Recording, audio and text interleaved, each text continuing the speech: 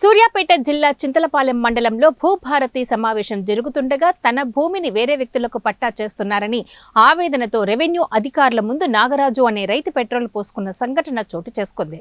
రైతు నాగరాజు మాట్లాడుతూ తన తాత పేరుతో ఉన్న భూమిని కొందరు వ్యక్తులు దొండపాడు శివారులో 127 సర్వే నెంబర్లో ఉన్న తన భూమిని 7 ఎకరాలు 290లో 5 ఎకరాలు కొనుగోలు చేయగా పాత పాలనీలోని రికార్డులో కానీ అన్నిట్లో కూడా తమ పేరే ఉందని, కానీ అక్రమార్కులకు రెవెన్యూ అధికారులు కొమ్ము కాస్తూ తన భూమిని వారికి ఇవ్వకుండా ఏదో వారికి రాసేసే ప్రయత్నం చేస్తున్నారని అన్నారు. అంతేకాకుండా భూమిని కూడా కబ్జా చేయడం జరిగిందని తెలియజేశారు.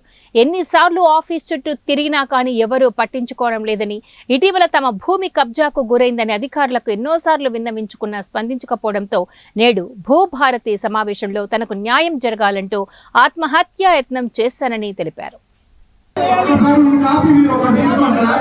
నాది ఇది జెన్యూన్ ఉందా? ఇది కనుక జెన్యూన్ లేకపోతే నేను ఎక్కడా కానీ ఏ విషయం మాట్లాడను.